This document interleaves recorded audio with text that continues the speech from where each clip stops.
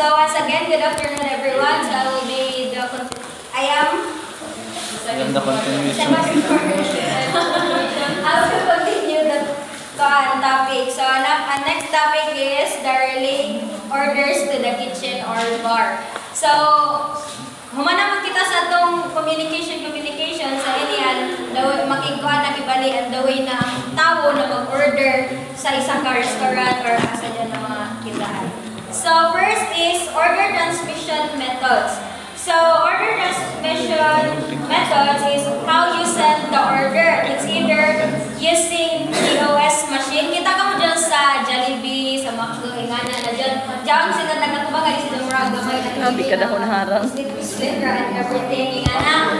So isa dyan sa mga way paper slip. So amado na dyan sa mga ganyan dyan sa mga formal na mga restaurants, dyan dyan waiter ng suod, magdayan ng papel, ingana para ilistahan yung mga orders or dyan verbally.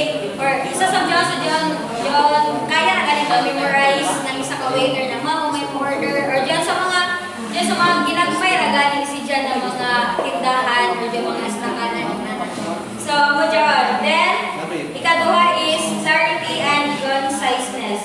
Give the order clearly and directly so the kitchen or bar understand it right away. So ikaw sa responsibility sa nimo as ikaw customer or ikaw guest ka na mag-relay ka ng imo orders dyan, clear din ang imong pagkasulti kay para dili sad masaya gani ang waiter or dili sad marong ang paghatag ng food sa imo.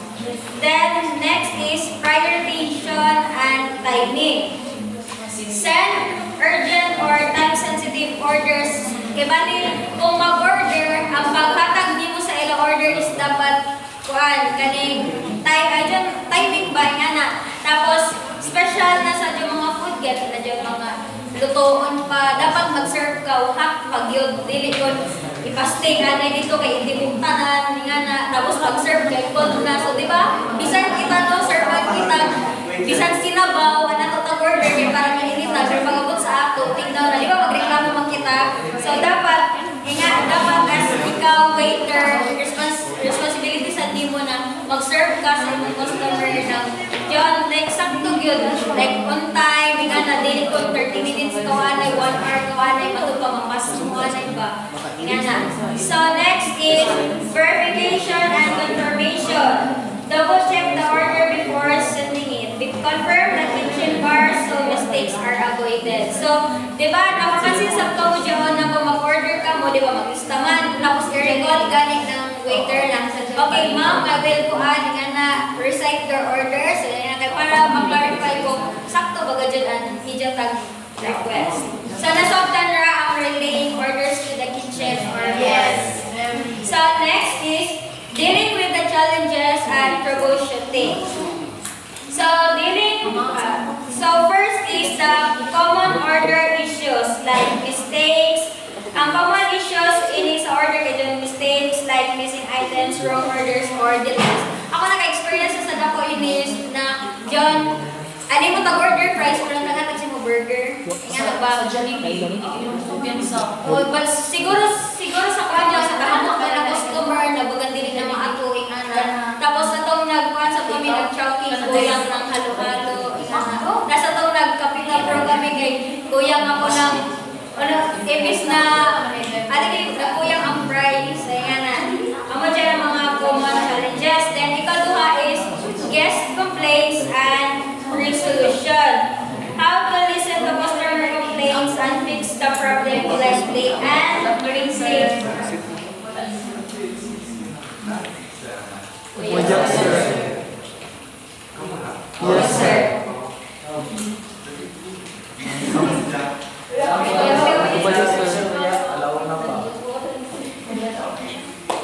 Yes, sir. So, continue.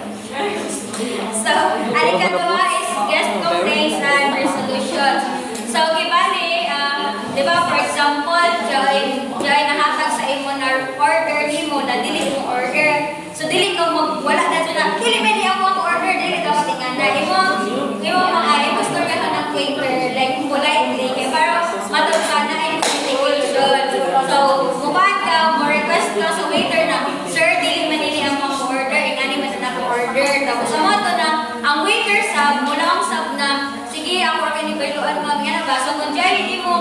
Di ba, kung dyan mo, sakto na pag sulti sa, ano ba, sa waiter, so, responsan sa ka ng waiter.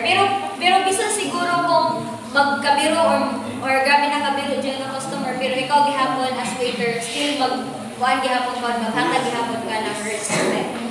So, the third is team communication in high-stress situation. Staying calm and talking clearly with your team when the restaurant is busy or stressful. So, bisan kung sa isang restaurant or isang kakanan, bisan mo pa kahapon kay, di ba po, the more na customer, the more na i-accommodate ng mga customer, for sure, busy kasi kay samot na kung pila ka pamilya, tapos pila ka orders, ingana. Pero bisan kung ano pa ang mga customer, dapat mag-stay calm gihapon. Tapos, maki-communicate gihapon ka clearly kay mas di more na smooth and pag-communicate, ang clear ang communication kay para sa pumarki balik wayay gani mga palpak na mahitabo. So, about na proper communication gihapon ang need para jay smooth raan ang pag-serve sa nanang pag-entertain sa mga customer. Tapos, isa sa dyan sa mga tanawan ng customer gani kay, di ba kung bisan ako manihilig ko sa kumaniit sa yung mga restaurants, ako na yung mga bagupan mga restaurants. Tapos, kung makita ko niya kung ano kabukok, ingana, bagan din na gani ko dahil ganahan mo balik, ingana kay, una ini dilit tarong ang ila serving, ingana ba. So, maamar kita rin maka-minus points sa kuan sa customer. So, amo dyan na to. Dito kay i-rate mag-ihapon. Di ba dyan sa mga dagpo na mga kanan, di ba dyan ilan, ma'am, magbutang ka din ng feedback kung ano ba ang init-ulit mo na pansin sa kanya ng kanya. So, amarado ang ako part sa give the next part to Miss Elsa.